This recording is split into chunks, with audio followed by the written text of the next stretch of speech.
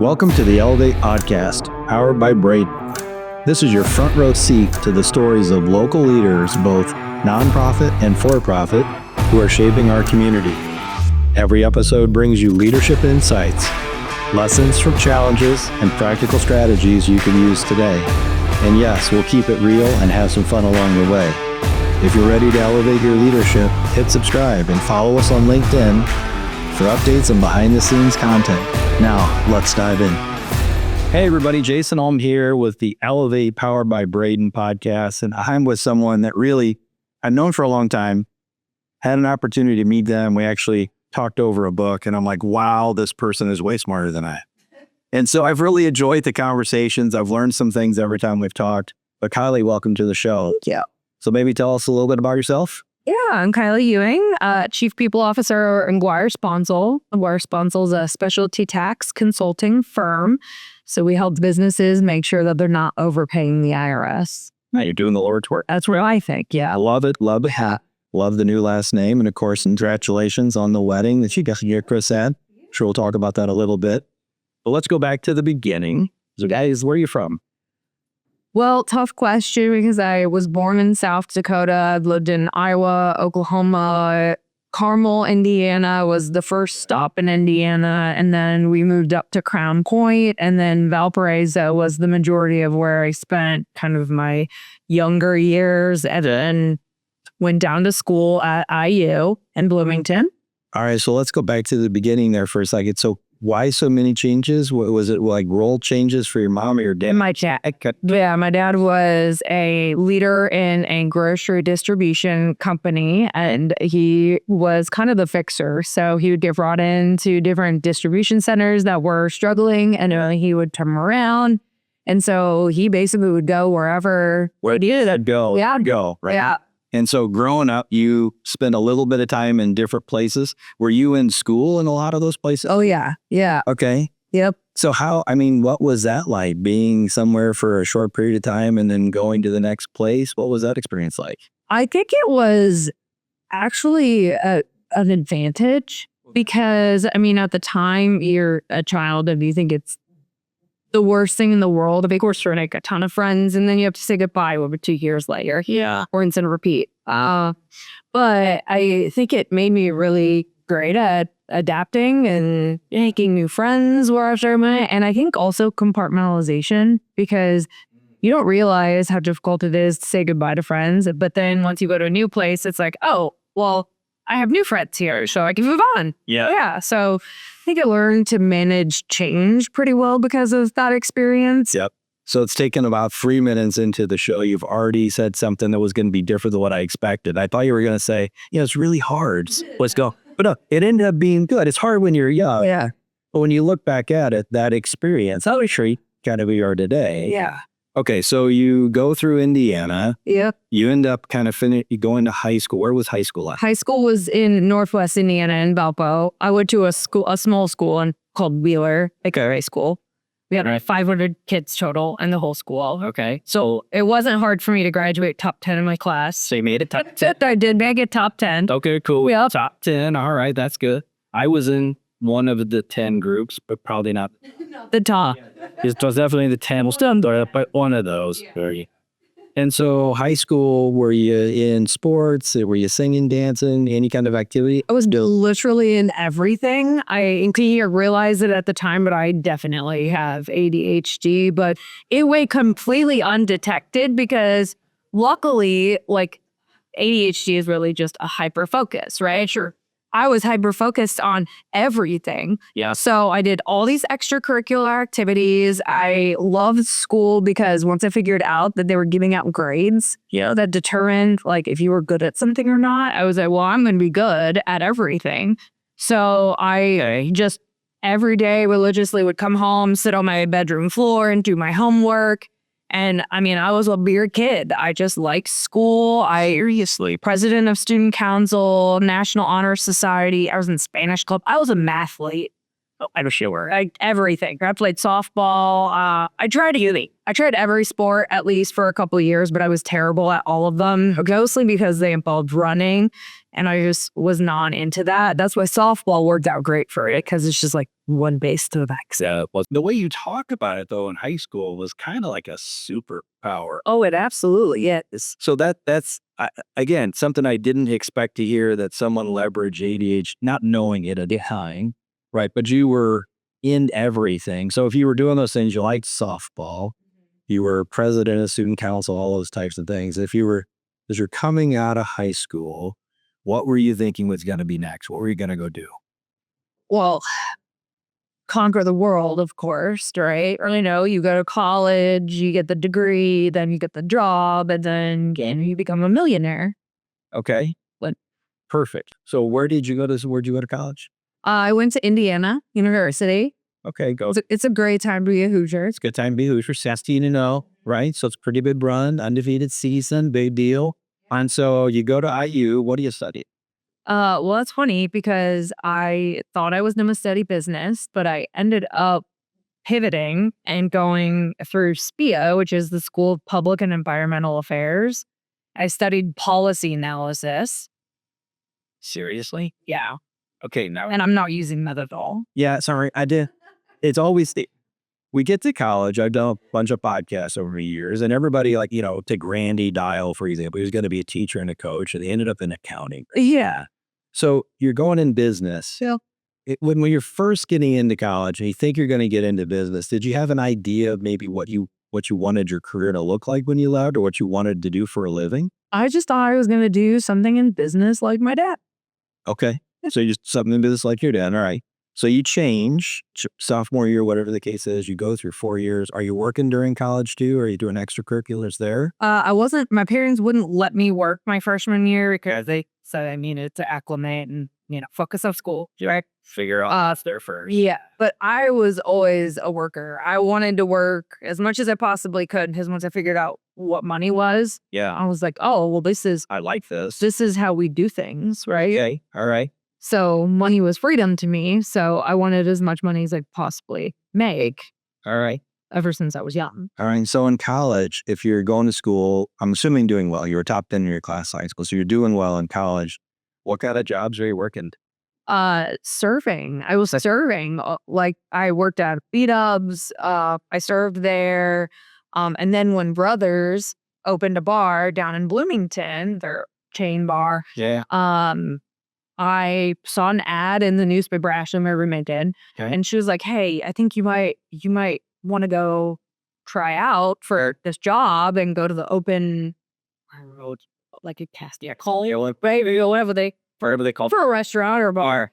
So I went and they hired me on the spot, and I started there as a server, and I got a call few months after I'd started, and they're like, "Hey, you want to bartend?" And I'm like, nope, I just turned 21. I barely know how to drink properly. Like, how am I going to make drinks for other people? I hopefully don't order anything more complicated than a whiskey cup, because I don't know recipes. You want a beer? Click. Yeah.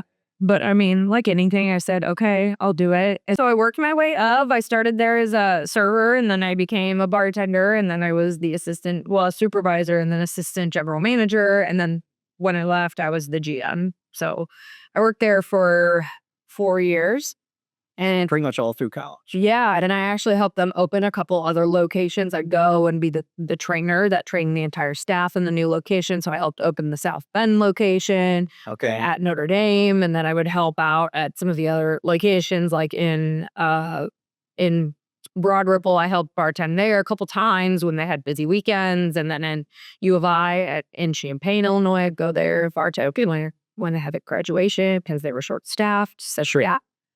That's awesome. In 4 years, you go from server to bartender on flashcards to then running, that organization as a GM. Yeah. What a great experience. It was all offset. I mean, you having to deal with people at a young age. Oh, yeah. I mean, how was that? I mean, having to deal with staff and individuals and those things. I mean, you're 21 to 24, something like that, dealing with maybe people that are working there out of college. How is that experience? It definitely taught me quite a bit about HR. Okay. I think of that phase of life as like adult babysitting. I mean, I was dealing with problems that you would never anticipate. Like one minute I'm a plumber and the next minute I'm a food runner. And then the next minute I'm working security and like throwing people out of the bar. I mean, it was, yeah, you never knew what you were going to get. Well, what a great lesson in multitasking, people management. People don't usually get those kind of experiences until much later in life. Right. So you're doing that in college. So you finish up school. You said you were there for 4 years. You get your degree. You finish up. What comes next? I felt like I was the oldest person at the bar. I mean, I was, I think, like 24-ish. I stuck around because as a GM, I'm salaried and plus I'm making great tips. Yeah, sure. Still bartending on the weekends, shifts that I want, of course. And so I stuck around for a couple extra years down in Bloomington. And then eventually I was like, I probably should find out, how to use this degree That you just went for. that I paid a lot of money for. Yep. So I started interviewing for jobs in Indianapolis, and I was having to drive up to Indy from Bloomington so often for interviews. I was like, I'm just gonna move. Okay. I didn't have a job. All right. And you're just going to figure it out. I'll figure it out. Everything's figure outable. Okay. All right. Mm-hmm. So you're just figuring it out. You start interviewing for jobs. What do you land? Where do you work? Gosh.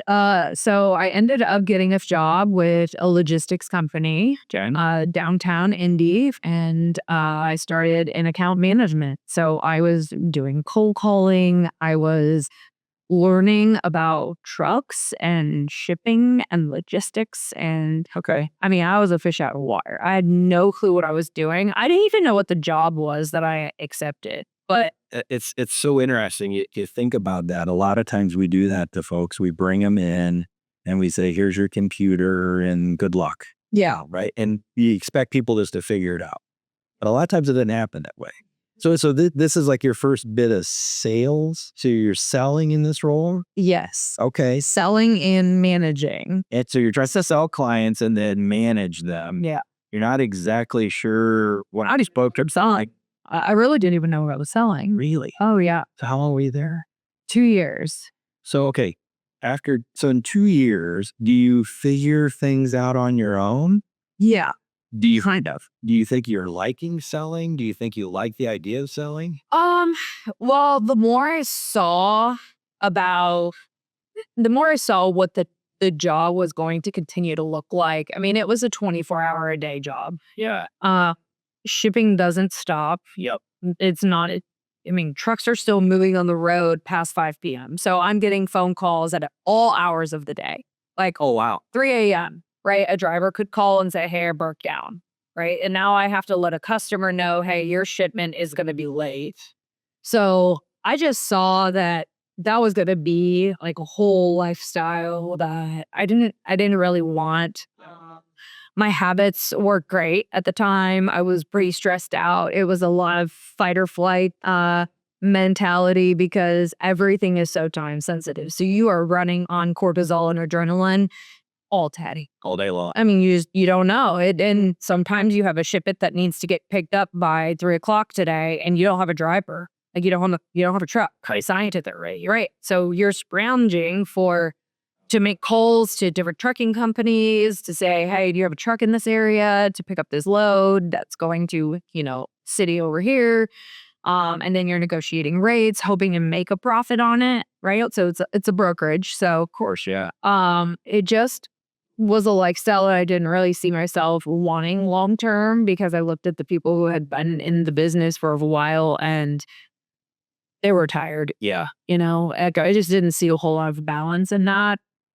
So I ended up getting invited to apply to a position. My old sales rep from Glazers, which was a wine and spirits distributor, now owned by Southern, so it's Southern Glazers now. Yeah. She was like, hey, we have an open role if you might be interested in this sales position. And me with my background coming from brothers and had bartended, I was like, this seems right up my alley. I know a little bit about this stuff. I've been on the buying side of it, so I feel like I'd be able to sell and relate to the people that I'm trying to sell to. Yep. I knew a couple people in the company, so I felt like I had some good referrals. So I interviewed and almost didn't get the job. Okay. Yeah. Almost still. Almost didn't get it. Okay. And they ended up offering me the position. Okay. Oh, I didn't have enough wine knowledge. I knew nothing about wine. Oh, but you knew a little bit of the spirits, or you had to do some of that, the beer, that kind of stuff. Yeah. But you didn't know wine. Right. Okay. So They thought that was a real deficit. you needed to bone up on your wine. So you should make some flashcards on Chardonnay. Oh, well, fast forward, and I actually won a contest for selling the most wine in this really awesome portfolio of wines that we had. And so I got to take a trip to California to Washington State to go visit this winery. I mean, so I did well. Of course you did. Yeah. Right. So okay. So this is now your second sales job. That it's interesting. It's because I know what you're doing today, and I know a little bit about that stuff. I know you've done as an entrepreneur, but as you're building your story, this is your second sales job. Again, almost don't get it because you don't quite have the knowledge. Yeah. It's a little bit like being a bartender without making a drink. Right. You just figured it out, right? And so now you figured out the wine stuff and you're able to do it. You can sell it, and clearly you can communicate with people, right? I mean, so you understand the lingo, how people operate, communicate, you're doing well. So how long are you doing that? And then what kind of comes next? Gosh, I think I was there for, like 4 years, maybe. Okay. If I remember correctly. To look at my LinkedIn. LinkedIn source of truth. I know. But I ended up getting recruited by a company called Vermont Hard Cider.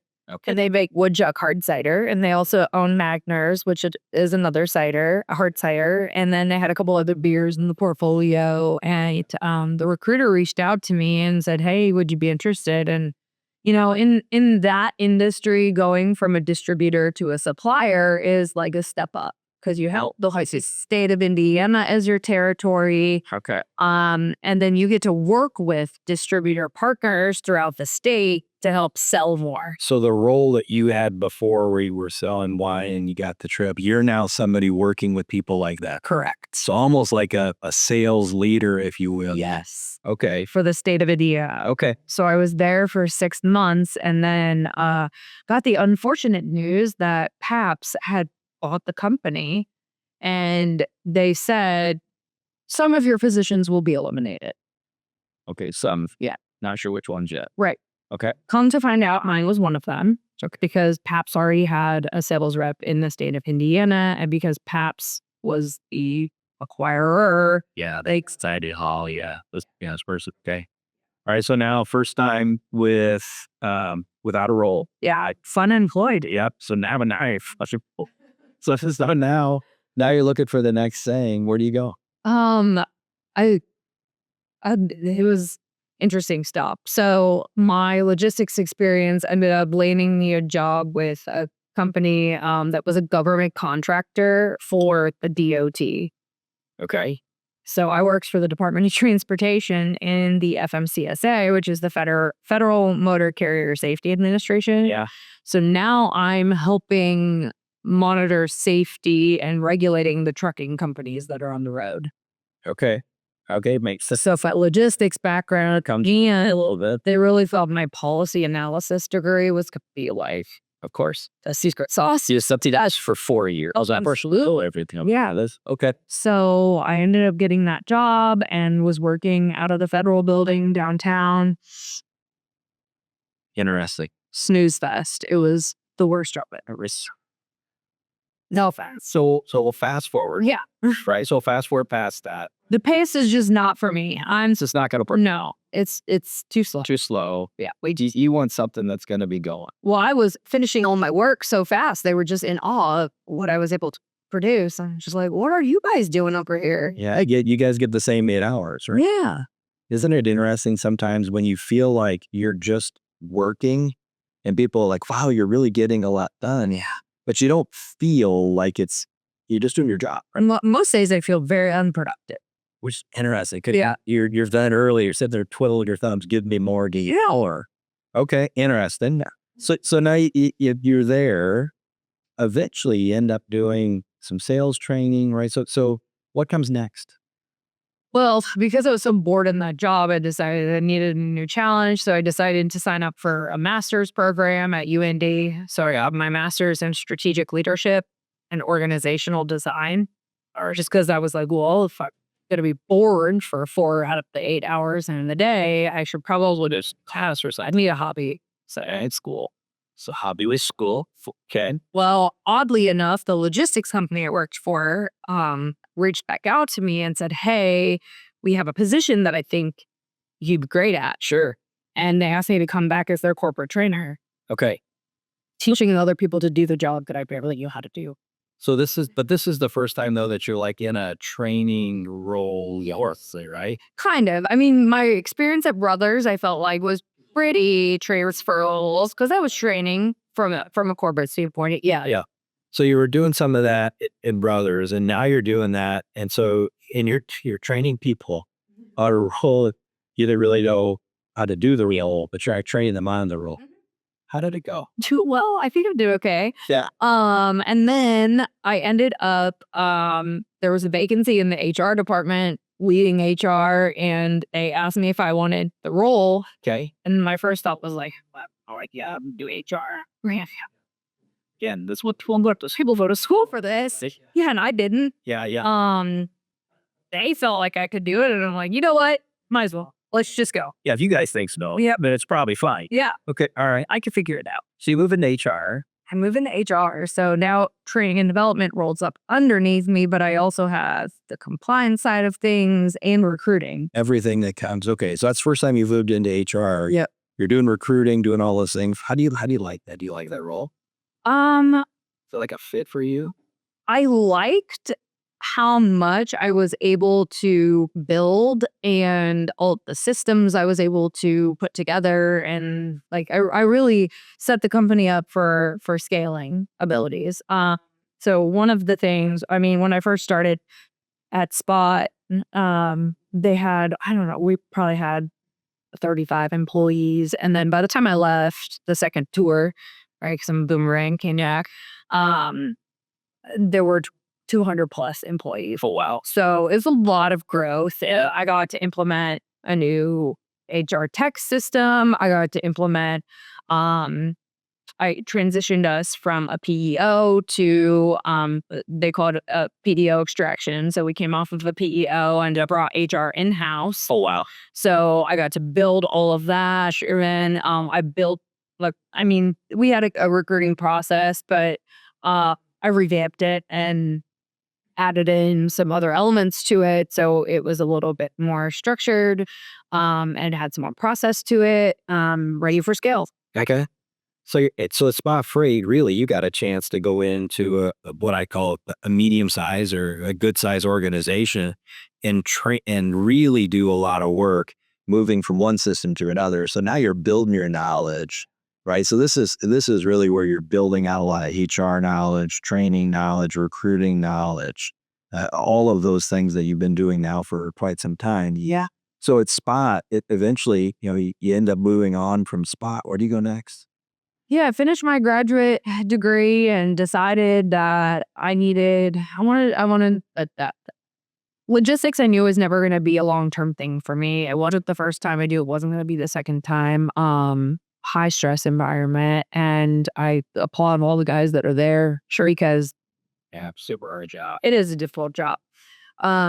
So I end up going to, a couple positions. I had a short stint at 1150 Academy doing process improvement and handling HR for them. Okay. And then ended up going to a sales coaching firm. Yep. So I worked at the sales coaching firm for 4 years. I started as the recruiter. Yep.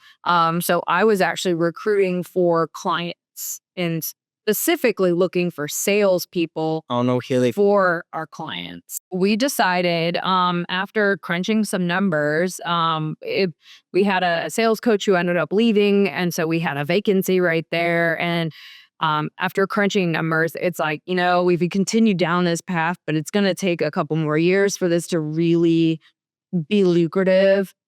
There's a coaching opportunity for me right now. I just slide right into this position and it'd be probably more profitable for the company. Yeah. So went that route, ended up taking over a handful of clients and growing a book of business and working with, hundreds of salespeople. Yeah. Yeah. So now you're working with hundreds of salespeople. How was that experience? And I'm always curious, right? There are folks that when you come in and you talk to about something that might be new or different, they get really kind of defensive, right? There are some they're just like the students and they want to just, more. What can we do? So how was that experience in general? How were you, I guess maybe received? How were you received by a lot of those salespeople when you're coming out to talk to them about maybe better ways to run a system? Yeah. I think like with anything, you're always going to have the high performers who want as much knowledge and training as they can possibly get. Yep. Then you're going to have the low performers that look like, they'd rather be anywhere else but there. Yeah. And then you got most of the majority of people who fall somewhere in the middle. Yeah. It was, varying different levels of receptivity. So it just depends on who's paying the bills. Okay. If Jason Olm says his salespeople need training, some of those people are going to be a little bit resistant. But if Jason Olm is paying for Jason Olm's training, Jason Olm is probably going to be far invested. I see. Okay. Makes sense. All right. So you're doing that for about 4 years. Yep. Right. And so now you've had an opportunity. You've done, a lot of things around HR. You've recruited, but you've worked with a lot of salespeople, I would say, right? So after that experience, what comes next? Well, I found myself, again, fun employed and just... I love the word fun employed. Yeah. It's a stressful time, right? And I joke about it now because it's happened to me a few times, and every time, afterwards I land safely. So I laugh because it seems like it's the end of the world for the, 2 or 3 months where you're not appreciating an income. But then after that, you're like, well, I don't know, wow, so stressed out. Yeah, it's fine. Everything worked out. Yeah. So I ended up leaving and I had clients reaching out to me saying, hey, we still want to work with you. Can we work with you? Yeah. And I was like, oh, sure. Yeah. How's that? Well, let's think about how it's going to work. Yeah. It's okay. And so I was like, yeah. And they're like, okay, can we just stick to our normal schedule and continue coaching? And I'm like, yeah. But because of your relationship, right, with some of these individuals and some of the success I'm sure that they're seeing, they don't want to make a change. No. They want to keep working. Yeah. Right. Can we just do the same process, same thing? Can you do this stuff? Okay. So now you're going to go figure this out. Yes. Is somebody helping you? Are you Googling this stuff? What's going on? Right. Well, I shouldn't say no. So I actually did, before I left, I hired a coach because ADHD, I'm like, okay, I need to work on my time management. Okay. I felt like, I had a heavy workload. I was getting a little bit burnt out. I was on Zoom from 8 a.m. until sometimes 6 p.m. because I had clients at Pacific time. So I'm working wide days and I'm getting Zoom fatigue and I got to figure out how to manage this. So I hired a time management coach. Okay. Little did I know she was going to end up being my business coach. No kidding. So, yeah, as I started my own business, I had actually had a coach. Wouldn't have ever done if I had started this business and hadn't already had her on the payroll, right? So you would have just plugged ahead. Well, yeah. Tried to figure it out. Well, she wasn't cheap, so I had already paid while I had money coming in, right? Yeah. So luckily, I'd already paid for that in advance, and then was incomeless, right? Okay. least temporarily. Yeah, so you could transition what she was going to do for you for time management to more business coaching. Right. Okay, so when is this? When do you start that business? It was 2023. 2023. Okay, so 2023, I just talked to somebody, it was last week, and they started their business. They filed everything right at the end of 2019, and they started in 2020, right? So that was a little rough time. Yeah. So 2023, you get started. Yep. And what are you doing? Are you doing sales training? Are you what's the business look like that you're running at that point? I tried to rebrand myself as a personal development coach. Personal development. Nobody wanted that. Okay. So it didn't take off. Spoiler alert. So then just transition to do sales training with the business? Okay. So I accepted the fact that sales is going to be my niche. Yeah. Which was great because most salespeople are pretty driven. Yes. I think that you talked about the tiers of salespeople, right? There's the guys and the gals that are going to go out and just kill it. There's the folks down here that, then there's a lot of folks in the middle. And if you can help the guys at the top really do a little bit more, and you could bring up a couple from the middle, right? It helps. In every little dollar would help in that sales thing, right? So you're sales coaching and doing that on your own, run your own business. Yes. But at some point, right, you're working maybe with where you're at now, right? Yeah. Sponsel. So Our Sponsel was a client of mine for about 5 years. okay, so you've been coaching their team in one way or another for about 5 years. So clearly doing a great job for them, because people don't stick with a coach for 5 years if they're not doing well. So you're doing well for those folks. How does the transition happen to where you end up where you're now at McGuire Sponsel? It was early 2025. TJ Sponsel, our one of our founders, had approached me and said, my team is pressuring me because, we need HR and I need a chief people officer. Okay. And he's like, I can't accept the fact that we have to have a chief people officer unless it's you. I'm like, oh, wow. That's very nice. Like, compliment. Thank you. Well, like you're not to me. Okay. Yeah. So fractional Yeah. role. And he's like, what do you think? Yeah. That's a no, right? Yeah, that was a no. No, we're Full time. gonna need you to come on the team. Full time. I need you all in, right? Yep. So now you gotta make a decision, Yeah. right? What do you do with what you're doing? Do you make a change? Obviously, you're there. You're the CPO. So as the chief people officer of McGuire Sponsel, what does that job look like? What are you doing in the organization, and what are you doing for the team? Yeah. The reason why it was really enticing for me was because the way TJ laid out my priorities. He said, number one, I want you focused on training and development. Top priority. Perfect. I'm right. Are you in that forever? Yeah, love that. Number two, recruiting. I'm like, cool, we got that. Can do that, We dude. can do that. Yep. Number three, which I don't really want you spending a ton of time on, but I know it's necessary, is the HR compliance stuff. Make sure we don't get in trouble, right? Those types of things. Okay. Yeah. And you've done that in the past too. Yeah. Okay. So the lines up. Great. Yeah. All right. Don't really want that to be my main priority, so glad we're on the same page there. Yeah. This is great. Yeah. So day to day as a chief people officer, are you working to build, obviously you're doing training, but are you working around in culture? How are you helping build the team? Because you guys aren't just an Indy, or you've got offices, I think, in Texas and maybe somewhere else. Yeah, like five. 5 officers, right? So how are you working with the people that are remote to you? How are you helping build a team, and how do you train for those folks? Yeah, I am going to each office quarterly, so I go see them every few months. Yeah. So while I'm there, I meet with every single person one-on-one. Oh, that's great. Yeah, and they were also building a couple leadership programs, so leadership development programs. So that is in the works right now that we're going to be launching soon. And there's a lot of infrastructure that I would say I'm building right now. So we made a PEO transition. So which you've done done that before. So we did that. That was a pretty big lift. Luckily, I have a great team that helped with that transition day to day. So I could stay pretty focused on other priorities because, I mean, there's a lot that I decided to bite off for a Fred. We figure.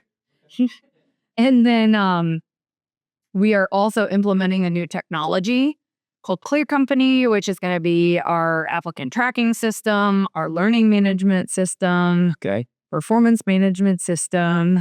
So it's doing a little bit of everything. So that it actually kind of leads into, when we think about technology, or we're a technology company, it's always interesting to hear how different businesses are leveraging tech. So you're putting in a new system.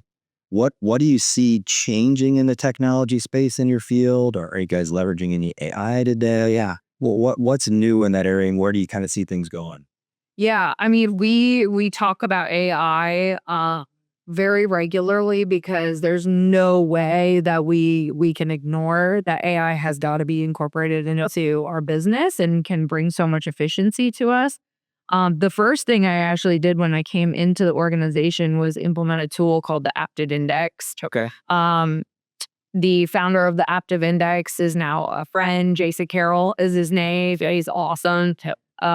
Chris and I both use Aptive Index in our day-to-day. So my husband is now running the business that I started. Yep. So that's still alive and well. And then the Aptive Index is actually a personality assessment that we use in recruiting. We can actually benchmark roles. Oh, wow. So I can take our top performers in every position and say, okay, this is what I'm looking for. So then when I have candidates apply, they take the Aptive Index, and then I get a report that says this person is a 97% match to the role. Phenomenal. Incredible. It shortcuts my process. I'm doing far fewer interviews because of that. Yep. And then from an internal standpoint, this is like the most powerful tool that we have to help with teamwork and collaboration and communication, performance feedback.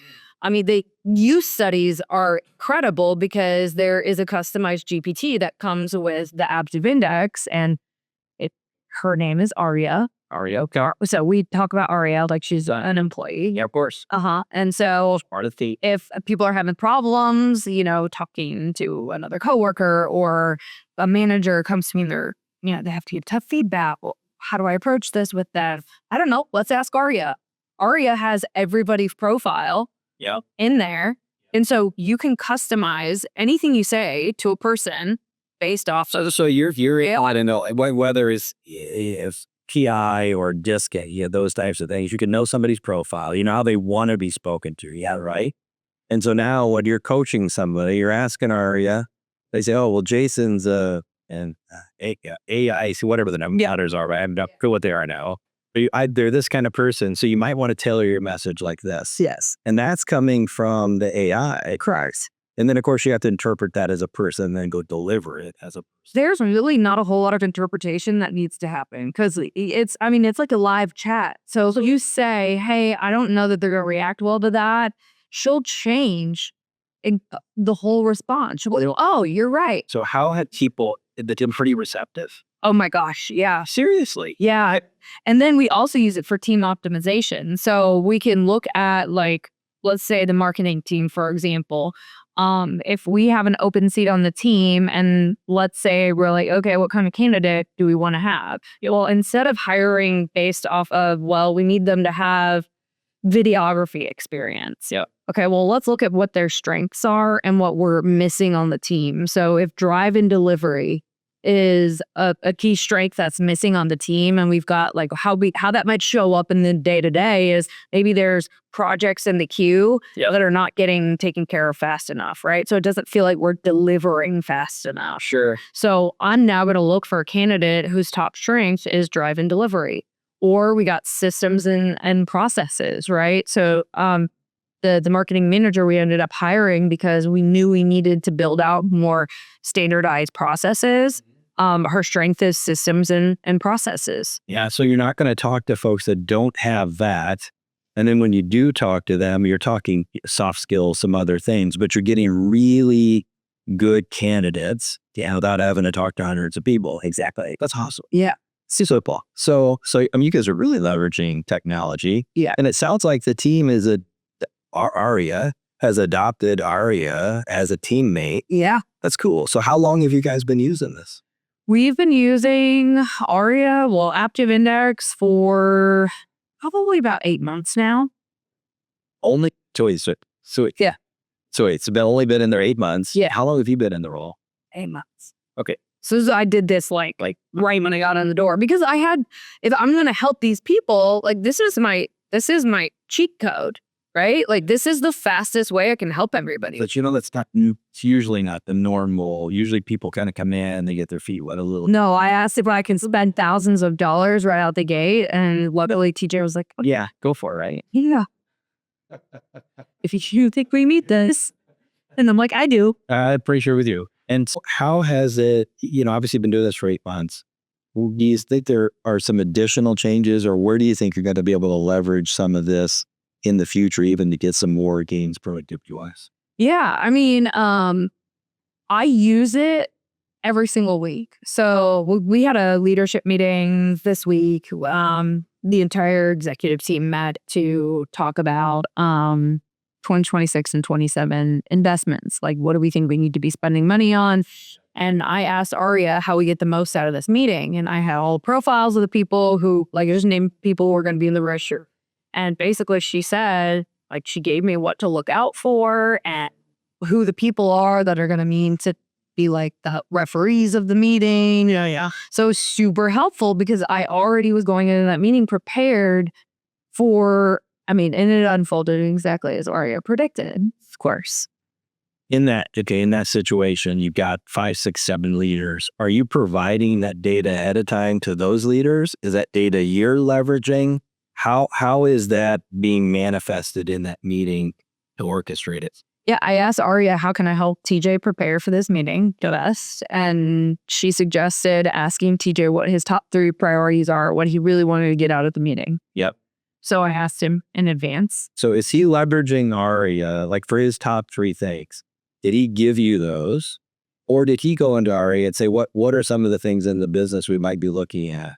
So is he leveraging some of the technology too? He's leveraging it through me. So he'll ask, like, what does Aria say about this? But we have other shareholders in the company who log into Aria all the time and mess around with it. Okay. So they're starting. Mm-hmm.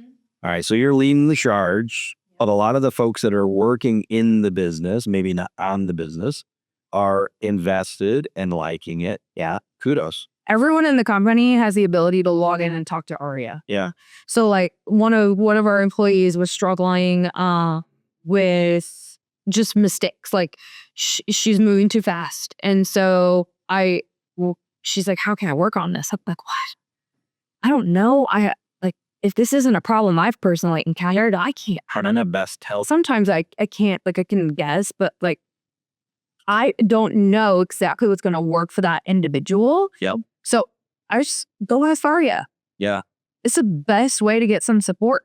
So you have a blast, loving your team, loving what you're doing. That is so cool. So when you think about like culture, community, those types of things, I know you're meeting with your team, one-on-one on a quarterly basis, but are there some maybe best practices that you're thinking about with your distributed team on how you guys are building some culture, building community?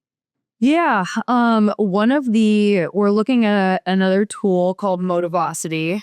We're looking to implement that this year, which is an employee appreciation tool. So that's something that will help us create a little bit more culture and community across all of our locations. So not only do we have 5 locations with our offices, we also have some fully remote employees. So you got people working from home.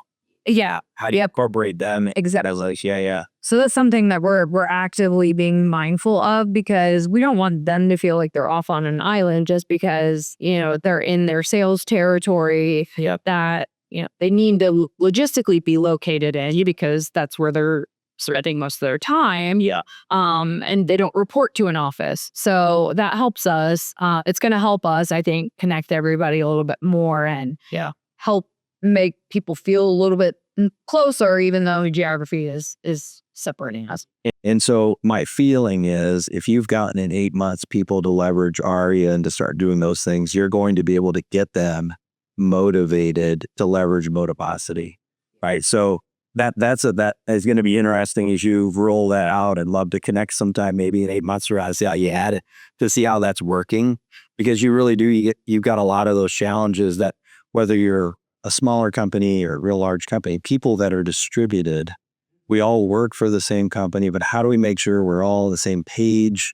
Right? Email doesn't work, right? There's all this stuff. So how do we also make sure that they know we care about them and the job that they did, even though they're not in our office? I can't shake their hand or give them our five, right? How do we do that? So that's cool. You're starting to think about that as well to roll out some more technology. That's cool. Well, and I think the key in all of that with any implementation is you have to keep incorporating it into what you're talking about, right? I don't just I didn't just implement Active Index and then forget about it, right?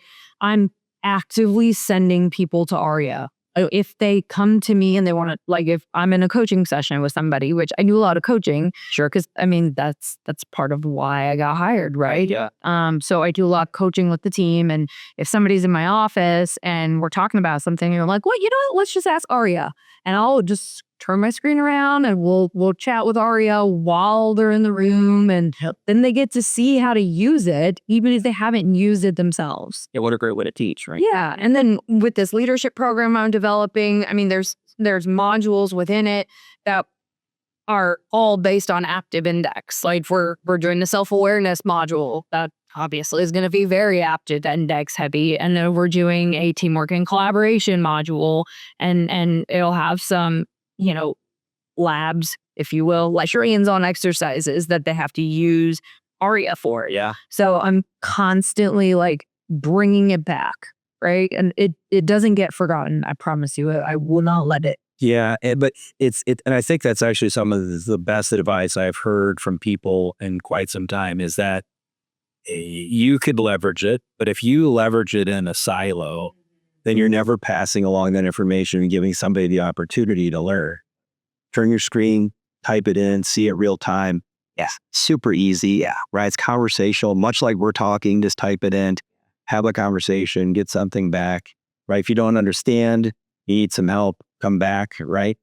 Well, and it's cool because they're coming up with new ways to use it and then teaching me. Like I had one of our teammates came up to me and was like, "Hey, I had ARIA tell me how best to train my new hire."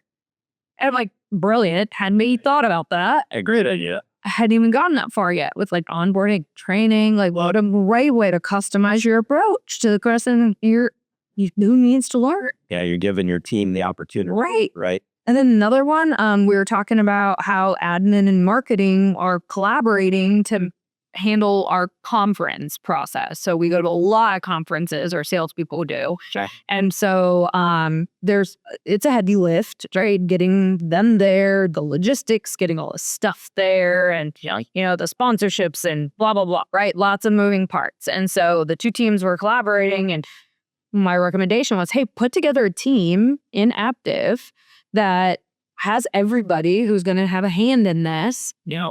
And then asked ARIA to give you what the roles should be. Yeah. And she did. And it went so well because now it's objective, guidance, and take it or leave it. You just no obligation to. Follow it, you don't have to use it exactly, but it may be good. It's giving you an opportunity to say, yeah, I'm good at this. I probably will excel here. Yeah, you do well here. And these are things you may not have to talk about as a team. You might just do whatever you're going to do.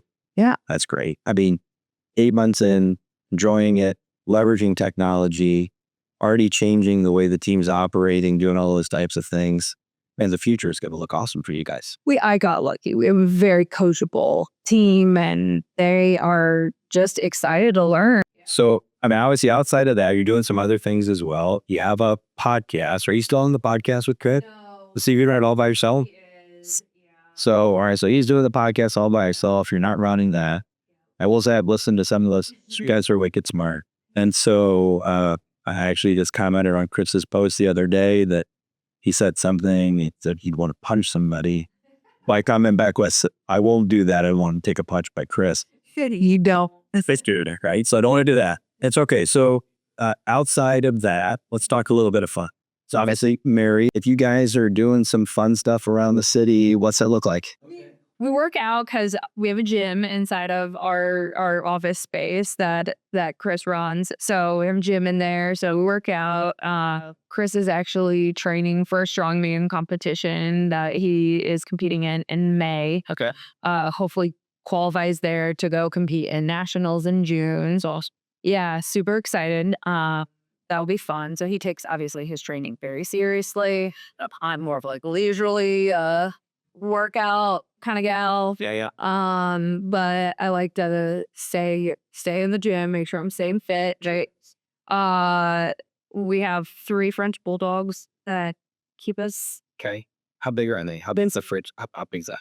Well, we have one who's supersized. Herman is 46 pounds, which is not normal. That's big. That's very large. Check. Yeah, and then Hash Brown is the middle one. And she's 22 pounds, Okay. which is more like your average size Richie. I got you. And then we have Hippo, Okay. who is, I know, all itches. We love a good alliteration. Hippo is 18 pounds. She's just a little nugget. So, All right, so 3 dogs. And so working out, taking care of the dogs, probably meal prepping with so we actually outsource meal prepping now because it just got to be too much. So we easier pick up at Clean Eats. Yeah. Oh, good to go. Yeah, much easier.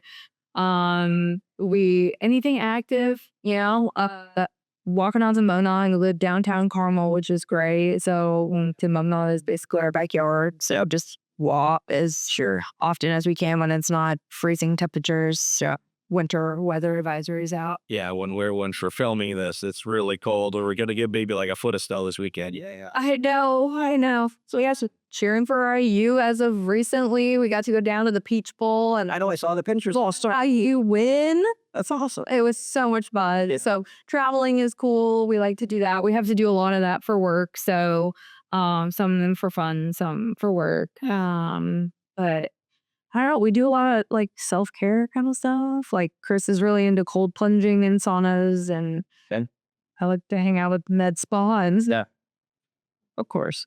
that's what my facials and stuff. Yeah, sure, all that kind of bit stuff. Yeah. I tell you, there's a couple of things that we talked about tonight and today that I just learned something else again. And I've got to say that every time we get together, there's always something where you have a spin that's different than what I would have expected to hear. I think that's awesome. It's a great quality, by the way. Well, thanks. And so congratulations on the new role. Thank you. And I know obviously you guys will continue to take off and implement some technology. It's cool to hear how people have adopted it and how you're leveraging it. There's some good nuggets in there, I'm sure, for people. So, but Kiley, thanks for being on the show. I appreciate you. Thanks for having me.